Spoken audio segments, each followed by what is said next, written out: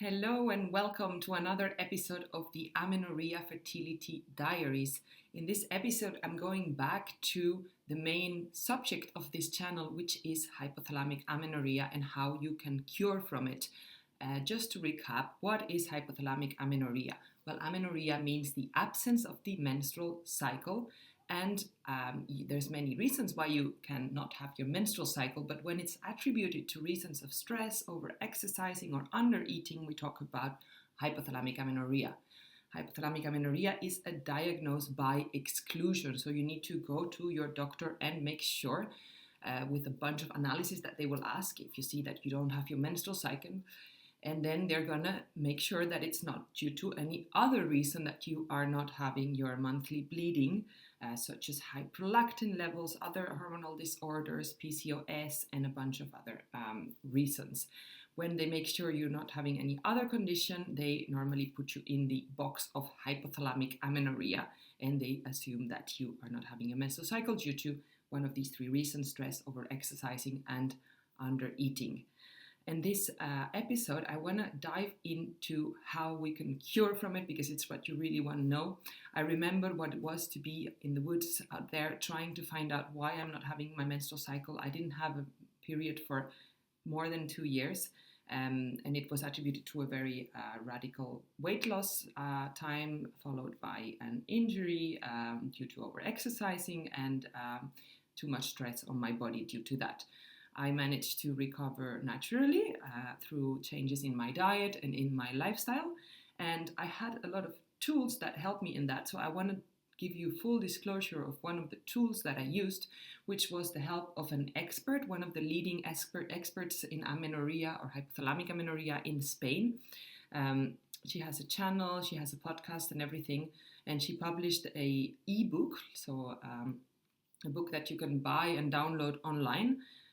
It was not very expensive. It's in Spanish though, so I don't know if it will be helpful, but here I'm going to give you a lot of points that she puts in her ebook.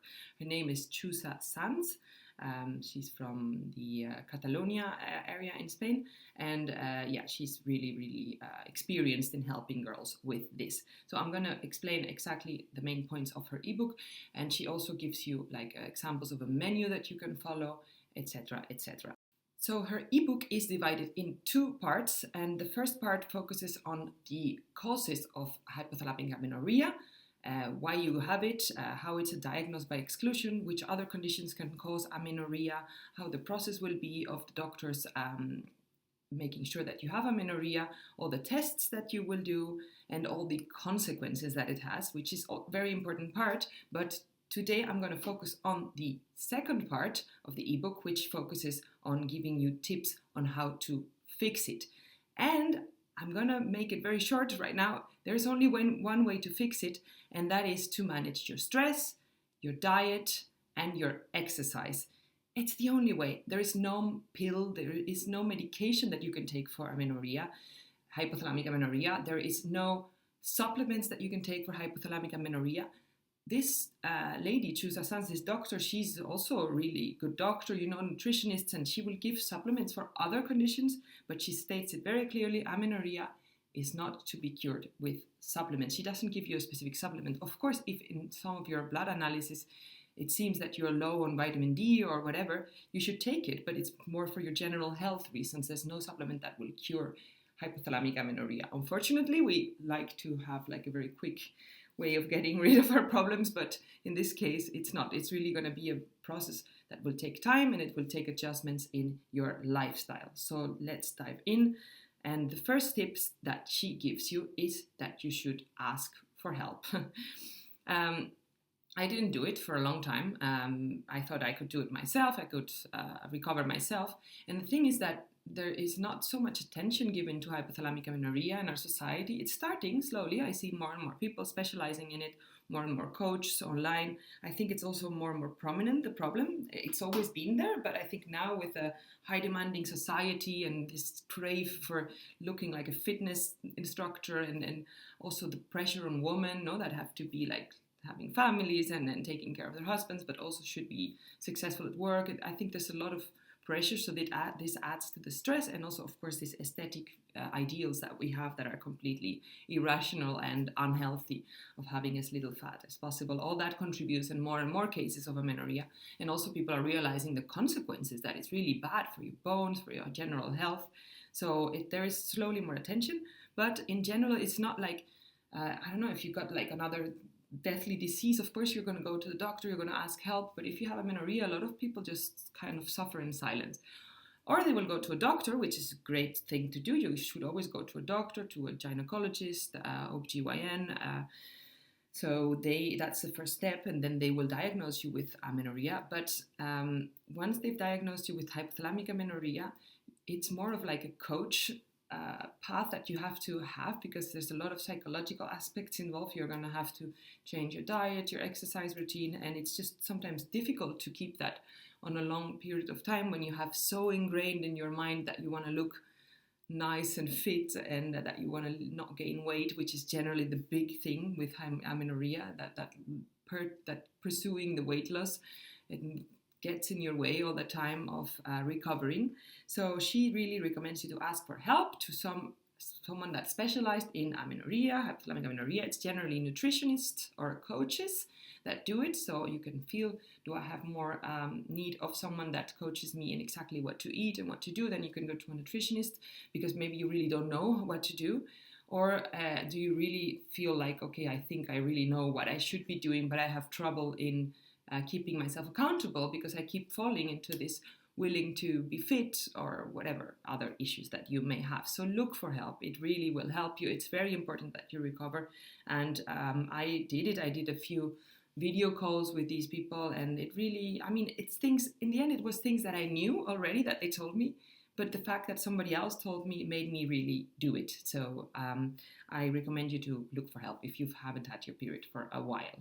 Another little tip that she gives, that I also gave in my first video, is when you go to your doctor, to your real doctor, to get the diagnosis of hypothalamic amenorrhea, if he gives you the birth control pill as a solution to the problem, then you really need to get another doctor.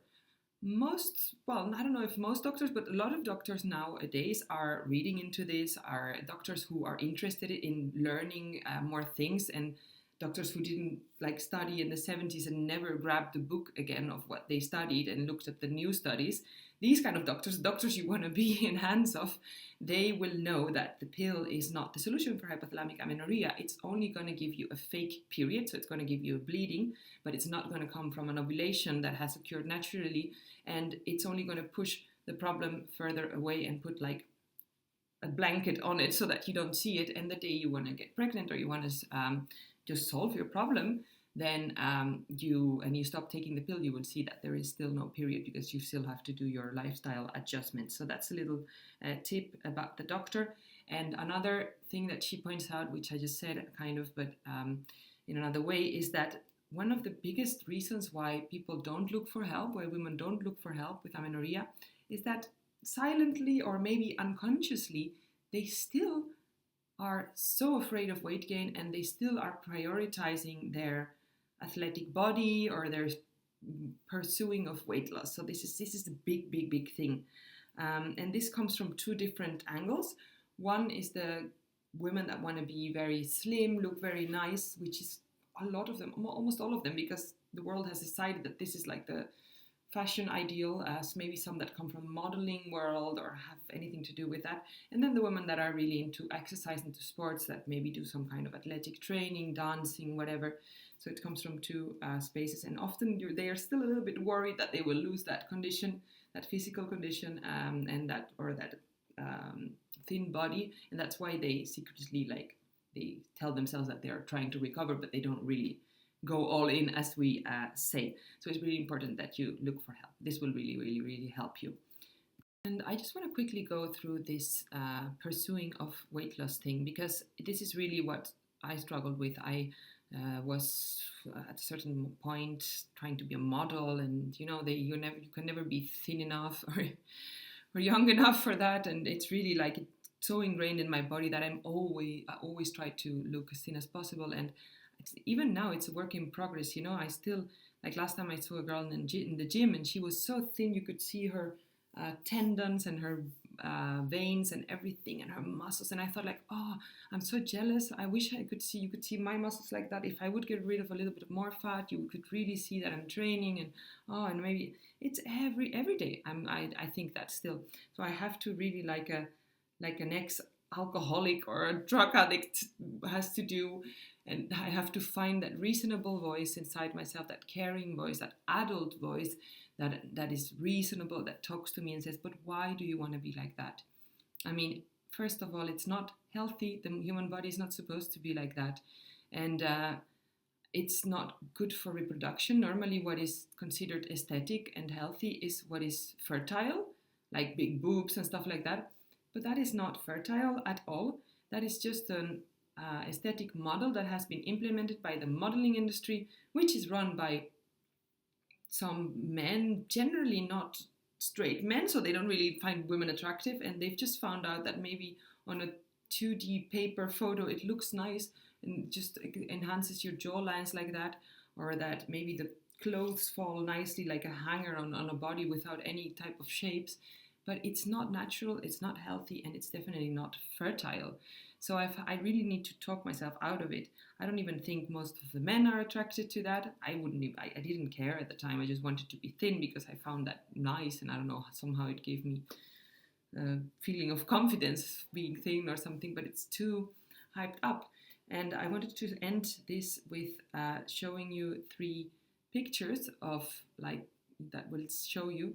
So here on the one we have it's a picture that I've been seeing a lot lately. So it's Sophia Loren, which is considered one of the beauty ideals of all times. And she always says next to this picture, like, I'd rather eat pasta and drink wine than be in a size 0. When I showed this to my boyfriend, for example, which do you prefer, this or this? Who's the next one? That's Kate Moss. That's the ideal that is now, well, that she's already few from the last generation, but you see the change. And he says, of course, I prefer Sophia Loren 1,000 million times.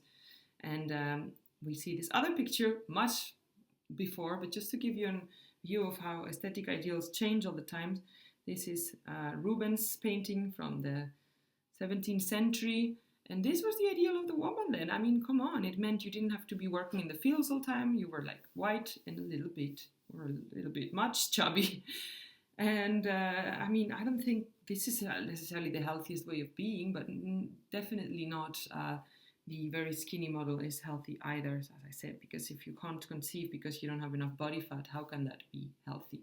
And here I finish with our icon Marilyn Monroe, which is also, I mean, a little bit less than Sophia Loren, but it's very curvy. And fashion is just something that comes and goes. So don't listen to that. Be that voice in yourself that talks to you as if you were your best friend and tells you reasonable. And then you can start destroying this urge that you feel, that I felt at the gym earlier today, of, oh yeah, I'm going to go again in a diet because you need to see my muscles because it's not. No. It's not necessary. I'd rather be very proud of the little fat, but whatever fat that I have, because it's keeping my period healthy. It's making me the way that I should do. It's making me fertile. It's how nature wants me to be. And I'm sure that if there was a war or a famine, the first ones to die would be those very skinny ones. So don't wish to be like that. It's not logic. It makes 0 sense at all.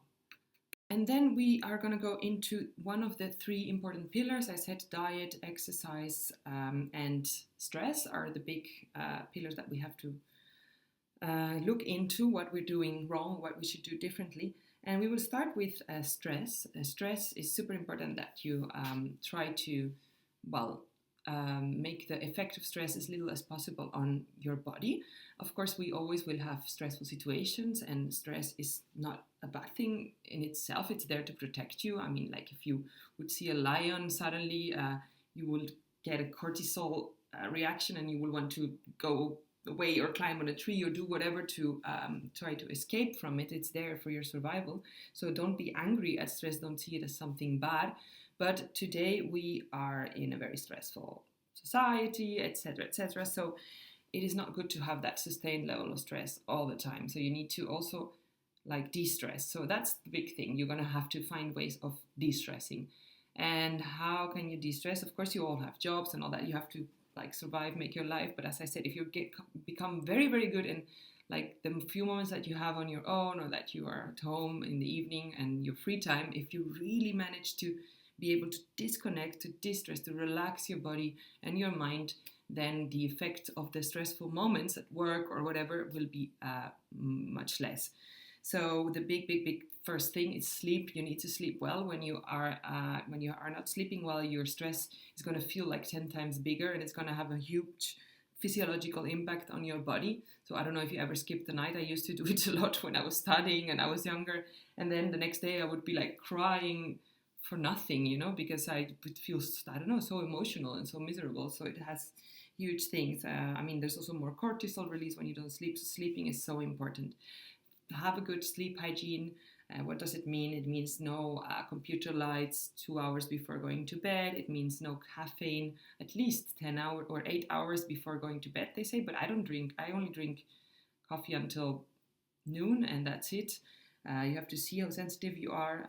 No late night training, for example. Some people go for runs here where I live in Spain when it's cool in the evening, but I don't know how they manage to sleep when you go to like a heavy training like that. It gives you a lot of energy generally. This is very personal also. You have to find out your own way. Don't eat a huge meal just before going to bed. There's some foods that can help you also to distress. For example, some of the natural carbohydrates such as potato and sweet potato, and even some sourdough bread or grains or stuff like that. If it doesn't give you digestive discomfort, can really help you to relax because it releases serotonin. So I usually try to eat my carb-richer meal at dinner because that helps me to relax. Then there's a lot of other funny studies on things like kefir, cottage cheese, which apparently can help you sleep as well. Anyway, find your way. By the way, alcohol is not a good idea. You think you sleep better, but actually your sleep quality sucks when you are on alcohol. Even a little bit of alcohol can influence. And I'm all for doing unhealthy things every now and then that you enjoy is the healthiest thing you could do. So of course go and have your alcohol, your wine or whatever occasionally, but just as a regular basis. Don't use it as a way to sleep. The same is with medication actually. Something that can help in worst case scenario is melatonin, which is like a hormone that you produce yourself and is not a very strong supplement, but I think it's always better to try to train yourself to sleep as naturally as possible. Then other ways of treating stress, of helping with stress, of stress releasing is of course meditation. And meditation, I've always been like, I think I have a very nice rhythm now. I do all these things that I wish to do. I exercise, all that. But meditation is still a thing I don't manage to really integrate it in my routine consistently. But the few times that I've done it consistently were amazing. And I remember the few times that I've done it was because I downloaded some kind of guided meditation app that would remind me every day to do it. And it's really recommendable, to be honest. It's really relaxing. It's like you can do it in the morning or in the evening. It guides you because otherwise you're just like lying and doing whatever. I've also read a book about it, like just very like for dummies, how to start meditating.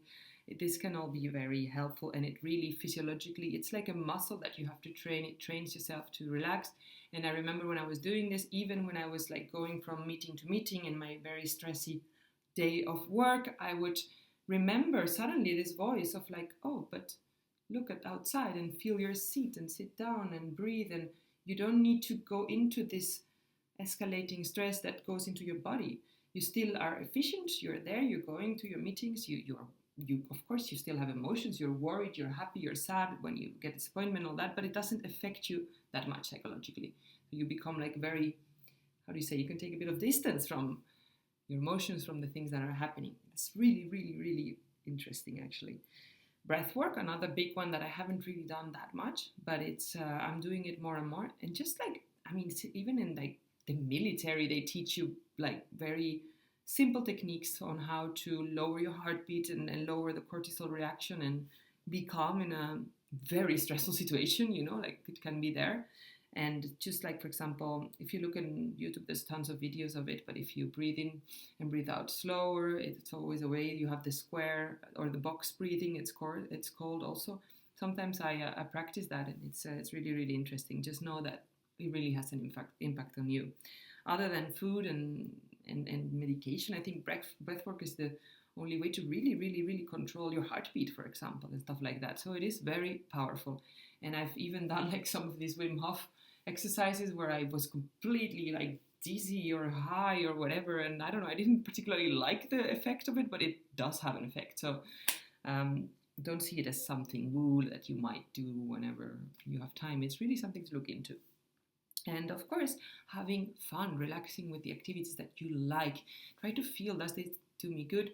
For example, there was a time when I was so obsessed about like finding out which diet I would have to do and this and that. And I was constantly listening to podcasts, which is great. I think you can get a lot of information from it. But I completely like forgot to listen to music, which was one of the big things that I always enjoyed in life. I am an amateur singer myself. I play the piano, and I was just putting podcasts on, and it's constant information that comes in.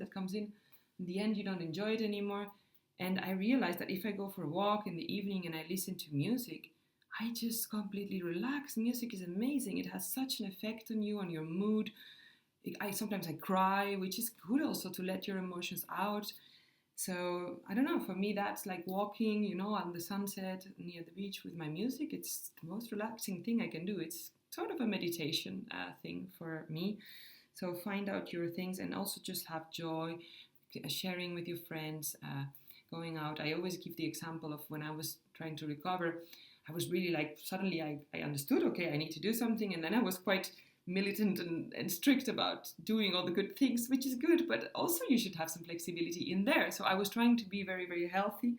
And then suddenly I left for a week and I saw my friends in my old hometown, and we went out and drank and did all the things you shouldn't do. And suddenly, like a few days later, I had my period. And of course, it's not only because of that, because it's your follicles who have been building up, and 3 months before it probably was just a coincidence, but I still think it helped into this stress releasing thing and feeling again that those endorphins of just having fun and sharing, which we sometimes forget when we get into, I don't know, our working rhythm or whatever. So now we're going to dive into diet and exercise, which is the big, big, big chunk, and it's what it's generally all about. About exercise. One thing that I liked about Chusa is that she is one of the few hypothalamic amenorrhea coaches out there that I see that still recommends exercise. And this was like a big relief for me because, I mean, I'm not an athlete or anything like that, but I've always been an avid gym goer. I love horse riding, I love hiking, I love cycling and all that. And I think it's so good for me also as a stress relieving mechanism, everything. I feel great. I mean, come on, if there's one thing that people agree on is that exercise is healthy. So I was very reluctant when I saw a lot of these online coaches saying that you should stop exercise completely, that even walking wasn't good. And to me, I knew that I wouldn't be able to keep that on a long period of time, that you need to recover, which could be 3-6 months or even a year. How could I be a year sitting? I would go crazy. But Chusa says it's all about how you fuel before, during, and after. So I've done gym training, everything. I've done it my whole life, actually, mostly on a fasted state because I'm not really hungry in the morning, and it sometimes disrupts my digestion, like to go for a run after a meal is not a good idea. So I decided to do it in the morning and fasted, and I feel good doing it like that. But it's not really good. It's not really good when you have HA for sure, because it puts you in a very high deficit. And it's true that, I mean, I think when you don't have HA and you don't have this kind of problem, it could be good to put your body into a little bit of stress and to really, it's kind of fun to feel that hunger and then after have a big meal and, this kind of fast and reward thing. But if you are trying to boost your fertility, you're trying to conceive, if you're pregnant also, or if you have HA, everything that has to do with your reproductive system having problems or you're trying to boost it, it's not the message. It's not a time for fasting and feasting. It's a time for very regular and balanced meals. And it's a bit like, for me, that was always a bit difficult because I was so into this like fasting, feasting, hormesis stress. I loved like low carb diets and all that, which, as I said again, could be very healthy for other people. But when you're trying to recover from HA, boost your fertility, is not really what your body feels the most comfortable with. You have to think that you have to like really give it the nutrients that it wants, and make it feel very, very safe and not have it stressed too much. So the body is a little bit picky like that. It's a bit like, no, if I don't have everything I want, I don't feel safe, I'm not going to give you a cycle, I'm not going to give you a baby. So you have to really take care of it as if it was a little cat that you're petting, or whatever analogy you want to put in your minds. So fuel before, during, and after. I mean, to do these very intense trainings like running marathons and stuff like that is not recommendable either. But you could do like gentle running, gentle cardio, you could do weightlifting. It's even recommendable, but try to eat a little bit before and after. It's a little bit going back to this like small snacks ideas, which is lately not really popular, but in this case you're trying to recover from it, it will be a good thing. So you can have a bunch of nuts and dried fruits or something like that, rice cracker with some honey, an energy bar, smoothie, something with some carbs in it, actually the balanced macros, carbs, protein, and well, you can have something more fibrous like fruit or whatever you prefer, but you should have those two, carbs and protein and some fats in it. And then about food, there is a few trends now that she really says that are not recommendable, that I was totally falling into, and that's fasting and the keto or low carb diets.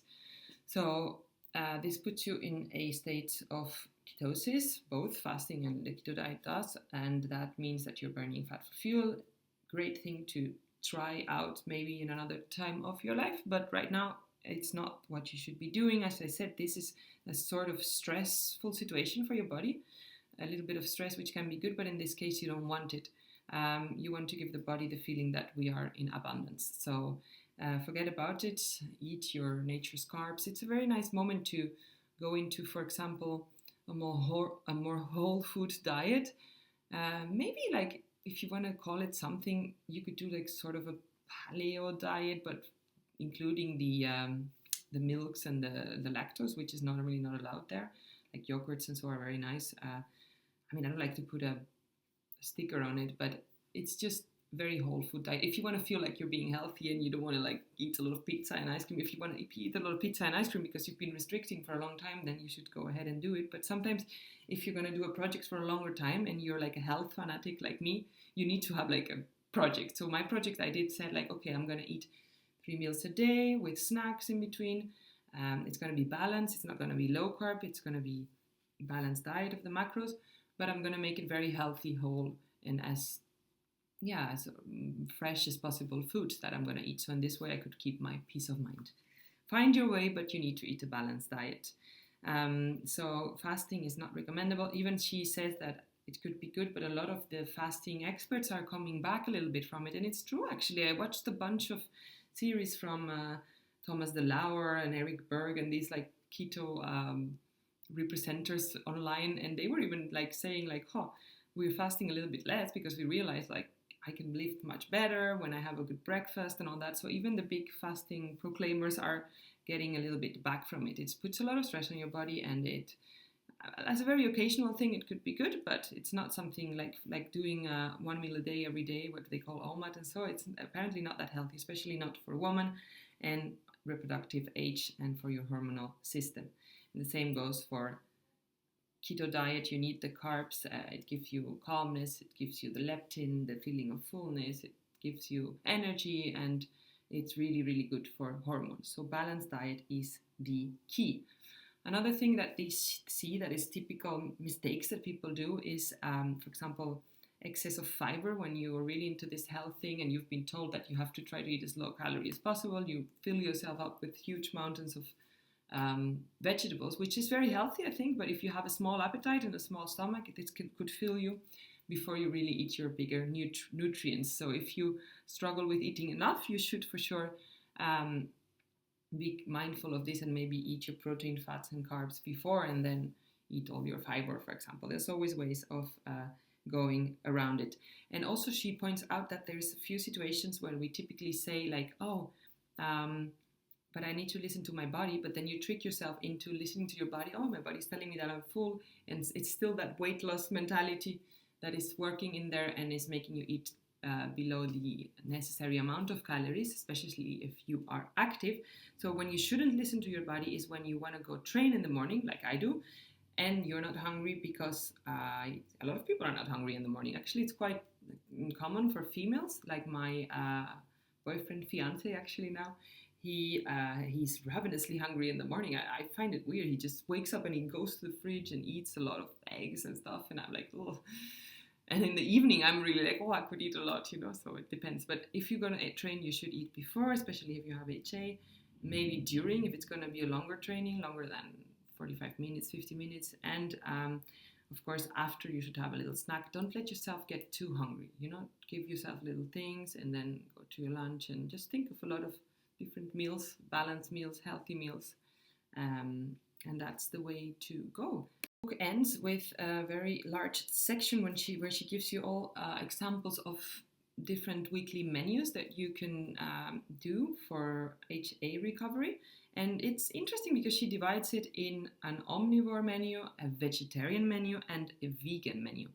There I have my thoughts. I think it's going to be very difficult to have your enough protein with the vegan menu. I don't think it's a very healthy way of eating, but it's possible. And she just puts a lot of tofu and stuff like that instead of the normal animal protein that people will be eating. And what I could observe, I will give you some examples, but just in general lines, what I could observe or what caught my attention from these menus, it's that it's a quite, traditional view of food, almost not like the food pyramid, not that old school, but it's really like balanced meals. It struck me that there's a lot of carbs in it. So carbs are really important for period recovery. And if you struggle with blood sugar problems because of eating carbs, you always have tricks such as eating your fat and protein or fiber first, and this will calm down the glucose peak when you eat the carbs after. So for example, if you have a meal which is carbohydrates, protein, let's say potatoes, chicken, and salad, green salad, you could eat first your green salad, and that has a little bit of vinegar or lemon in, which is also very good. Then you could eat your chicken, and then in the end you could eat your potatoes. Or even if you're eating bread, eat it in the end. These things help. But yeah, it's a lot of carbs. Actually, all the meals include carbs. It's protein also, moderate protein, or depends on how much you put, of course. And then a lot of fruit she includes, and of course vegetables. So I will give you an example. She gives you 3 main meals and then 2 snacks. So it's breakfast, and then snack 1, and then lunch, and then snack 2, and then dinner. So it's 5 meals. I know to me it sounds like a lot, but it all depends on how much you eat on each meal. So you can eat a little bit smaller portions instead of 1 huge meal or 2 huge meals. And for breakfast, she always gives, for the omnivore menu, so she gives oatmeal plus fruits, a toast, sourdough bread toast with fruit and some kind of nut butter, or yogurt with cereal and fruit. So always carbohydrate, some fruit, and some type of protein. I can see here, yeah, but not very high protein. So it's not like the typical bacon and eggs breakfast that she gives, which would be the keto favorite, for example. No. Then the snacks that she gives are generally like a rice cracker with some nut butter, some dried fruits and nuts, fruit with a little piece of bread and something on it, cottage cheese with nuts and fruit. So these kind of things you can put in the morning or mid-afternoon. And lunch, one example is, as I said, potato, chicken, vegetables, green vegetables, and then as dessert she always gives yogurt or fruit. So again, fruit, we're talking about 5 or 4 pieces of fruit a day, which is, I find quite a lot. But as I said, your body needs the healthy sugars, the healthy carbs. And if you consider that you're not eating any cookies or, I don't know, the processed, refined sugars and carbs, it is still quite healthy. It's much better to have your carbs and your sugar needs covered from the fruits, of course, than from other things, or other unhealthier things. Another type of lunch menu would be some kind of grain. So I guess she means lentils or chickpeas or something like that. Some other lean meat and vegetables, and again, yogurt or fruit. Then your mid-afternoon snack is something similar to the other snack. And then in the end, dinner is the same constitution. Some kind of carbs, protein, and vegetables. She puts some eggs here to vary. She doesn't advise to eat meat necessarily every day. Of course, a lot of fish is good also. But in the Omnivore menu, you get like meat, fish. One day is more eggs, like that. And then the vegetarian one is very similar, but she replaces the animal proteins by eggs, tofu, seitan, etc. And then the vegan one, well, the same thing, but removing the eggs. As I said, your options get more limited. So if you're vegan, that's fine, but you're going to have to be a bit more intentional about your protein needs getting fulfilled. She also puts a lot of like lentils, chickpeas, and stuff like that in the vegan option, which have some protein as well. Not as much as steak, but it has enough. And so as I said, what struck me is the quantity of carbs that is in here, but it's all healthy, slow carbs, as we call it, with low glycemic index. It's whole foods, so no refined things, no refined carbs, no white breads and stuff like that. So it's pretty healthy, pretty traditional. And I would almost call it like, sort of, well, it's not really paleo because it has the lactose and the grains, but it's just a whole food balanced diet. And that is what you need in regular meals throughout the day. Fueling before and after exercise, managing your stress, and not doing crazy trainings, and trying to be very, very happy and relaxed and enjoying your life. So that's actually the key points that I wanted to give you. I really hope you enjoyed this episode. If you want help, you can ask me for help also, or any other people you find online. Do some research about them before. But I really, really, really wish you to all recover. It is possible. This is also something Chusa says. Hypothalamic amenorrhea is always reversible. So you have the keys in your hands to solve it. You just need to do it. Okay, my friends, thank you for listening, and I hope to see you next time.